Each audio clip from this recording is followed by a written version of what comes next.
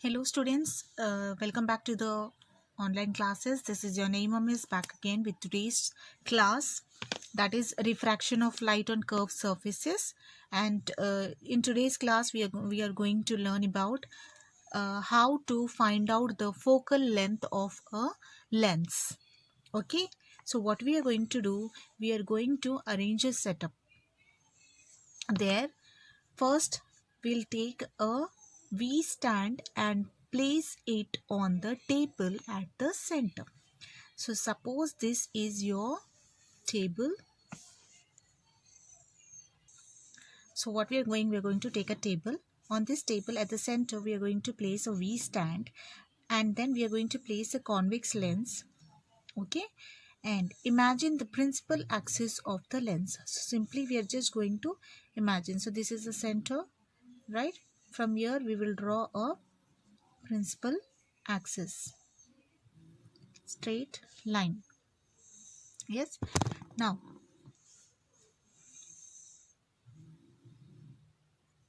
light a candle and ask your friend to take the candle far away from the lens along the principal axis. So now we are going to just light a candle. What we are going to do, we are going to light a candle like this. Okay, now we are going to light a candle.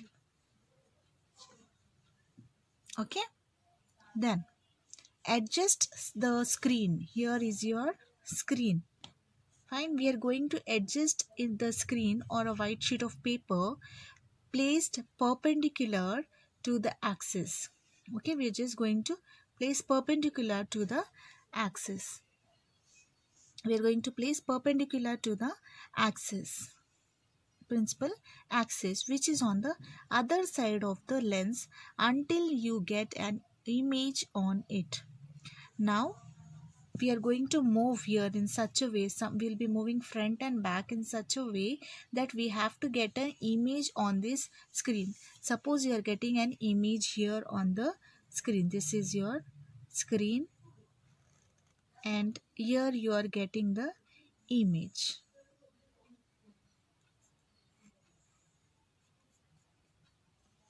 Okay, now you got the image here.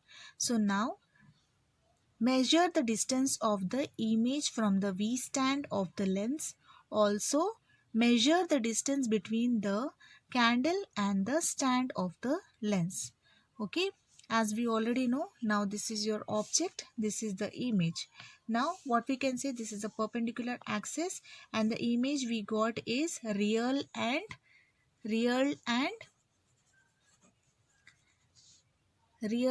inverted. Yes, as we are using the convex mirror, the image will always be real and inverted. Now we are just going to solve. So the distance between candle and the lens will be u, that is object and the lens will be u, and the distance between the image and the lens will be v, as we already know it. Now what we are going to do, we are going to place the candle at a distance of 60 centimeters from the lens. We'll measure 60 centimeters and place this candle. Okay. Then try to get an image from the candle flame on the other side of the screen. Adjust the screen till you get a clear image. So like this we are going to place at different centimeters also. First we'll place it as 60 centimeters, then we'll place it as 50 centimeters and 40, 30, like that we'll be taking different readings by seeing where the image is formed by moving the moving front and back the screen. Okay, then what we'll do, we will use the lens formula. 1 by f is equal to 1 by v minus 1 by u. Okay, and we will find out the values. We'll find out the 1 by f. Find f in all cases. We will observe that the value of f is equal in all cases. If the value of f of the focal length of the given lens, this value of f will be the focal length of the given lens. Okay, I hope you understood how to find out the focal length of the lenses?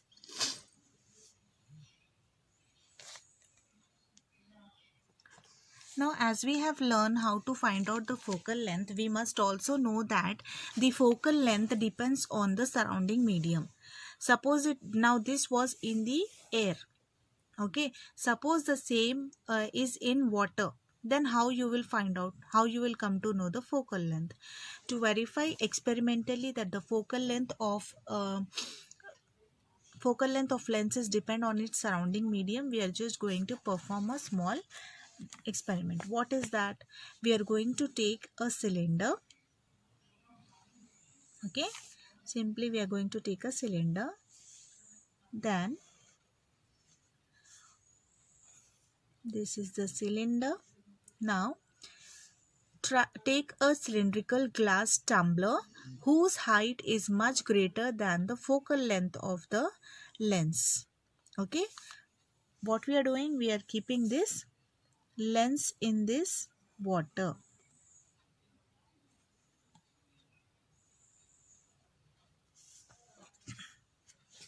Okay, so on this the lens is present. Fine. So now keep a black stone at the bottom. So this is a black stone which we are keeping at the bottom of the tumbler. Fill the tumbler with water. Now what we are doing, we are filling this tumbler with water. Simply we are going to fill this tumbler with water. Now fill the tumbler with water such that the height of the water level from the top of the stone is greater than the focal length of the lens. So we are filling the water in such a way that the height of the water level from the top of the stone is greater than the focal length of the lens. Now dip the lens into the water using the circular lens holder such that it is at a distance which is less than or equal to focal length of the lens in air. Okay, so it should be less than or equal to the focal length. See, suppose it is having some focal length which is x in the air. So here the focal length should be less than x or equal to the x. Whatever focal length we got in air, it must be here in water, it must be equal to or less than that. Okay, now you see that lens to have a view of the stone. Now in the lens also you can see the stone. Increase the height of the lens till you are not able to see the stone's image. We are slowly now increasing the height so that you are not able to see the stone. Now when the lens is dipped to a height which is greater than the focal length of air in of lens in air, we are able to see the image. Now when the lens is dipped to a height which is greater than focal length of lens in air, if we are showing less than, then it is not visible properly. But when you are showing like more, the height of the lens till you are not able, the height of the lens is greater than the focal length of the lens in air, we are able to see the image, showing that focal length of the lens has increased in water, right? So that means if it is greater than the focal length of air in air, then you are able to see the lens. So that means showing that focal length of the lens has increased in water. So comparatively we can say that focal length of this lens will be less in air, whereas in water it will be more. Yes, thus we conclude that the focal length of a lens depends upon the surrounding medium. Yes, so it depends upon the surrounding medium. So this one is very important, children. They'll ask you this question most of the times. Okay, so try to remember this. So the next topic is lens maker formula. We have already learned about lens formula, right? That is 1 by u 1 by v minus 1 by u is equal to 1 by f. So now we'll learn about lens maker's formula. So here what we are going to do, we are going to take suppose this is the principal axis. We are keeping the thin convex lens. Okay, this is the thin convex lens. This is the center, that is P. Okay, we are keeping an object here. Okay, what we are doing, we are just passing the one of the line is incident ray is passing here. This is marked as A. Okay, and the line is getting refracted. Now that this light is getting refracted and meeting at the point Q, this will be taken as image. Okay, we are thinking this to be the image. Okay, now the distance between P and O is what? Minus U, and the distance between P and Q will be what? Plus V, which we can take as X. Okay, which we can take as X. Now we will write the we'll take this center here, the center of curvature we will mark as R1. Okay, center of curvature will mark as R1, and the medium here we will take as NA, and the refracted index here we will take as refracted index of the this medium, refracted medium we will take it as NB.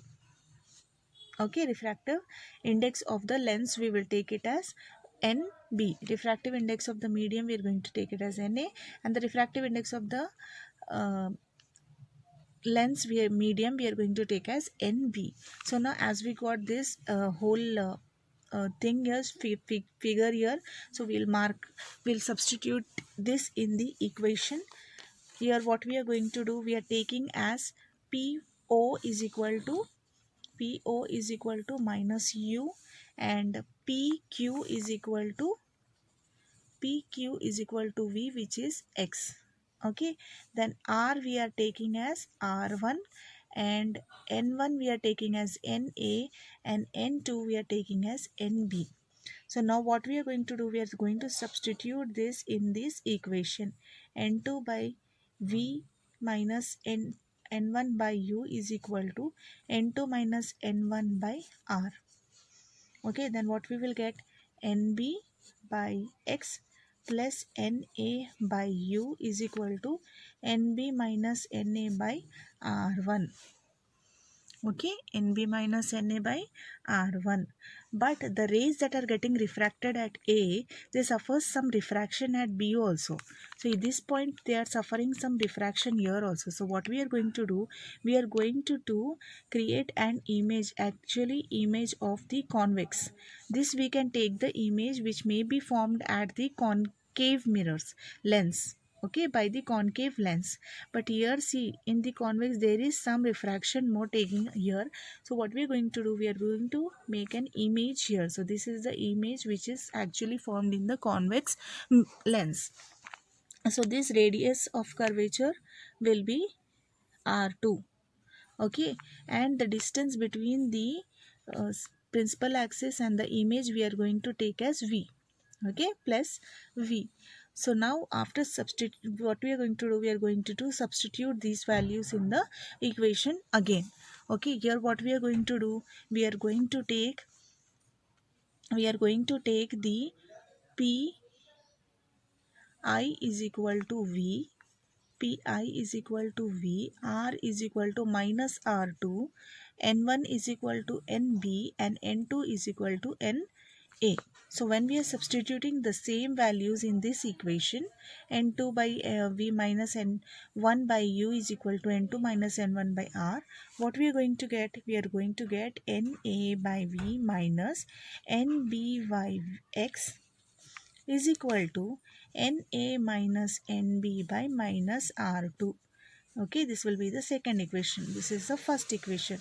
Now what we are doing, we are adding both these equations. So after adding both these equations, what we are getting? We are getting NA by V plus NA by U is equal to NB minus NA into 1 by R1 plus 1 by R2. Okay, now what we are doing? We are dividing this by NA. Okay, what we are doing? We are dividing this by NA. So now what you will get?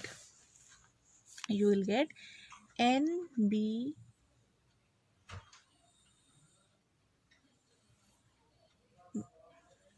will get 1 plus V 1 by V plus 1 by U is equal to NB by NA minus 1 into 1 by R1 plus 1 by R2.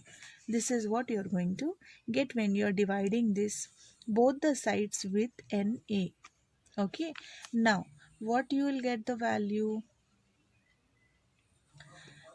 Now this NB by NA, this is called as refractive index. What it is called? NB by NA.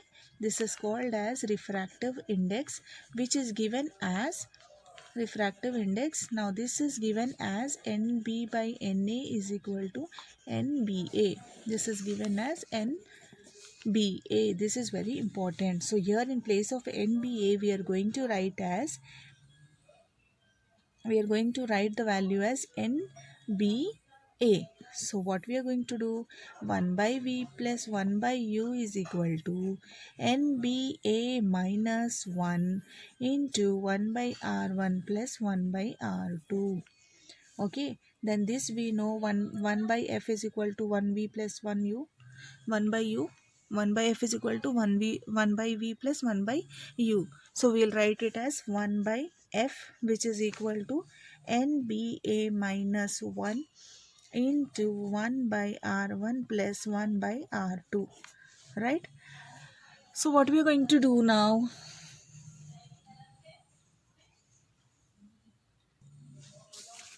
So this we can write it as refractive, this we can write as lens maker formula. But if the medium is air, then the relative index could be absolute relative index. So if this refractive index will become relative refractive index will become absolute refractive index. So therefore we can write it as 1 by F is equal to n minus 1 into 1 by R1 minus 1 by R2. Now you may think how this minus sign has come.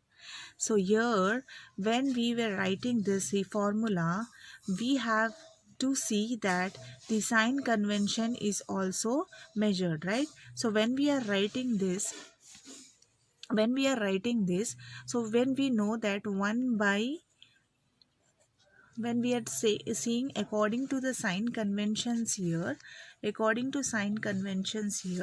we get 1 by V minus 1 by U is equal to NBA minus 1 by R1 minus 1 by R2. So when we go according to the sign conventions, we get this equation. So here we have got the lens maker formula. Okay, when lens is kept in air, when the medium is air, we are going to use this formula. Okay, so lens maker's formula. So with this we complete our refraction of light on the curved surfaces. I hope you understood well. If not, please revise the video twice and thrice. Okay, thank you.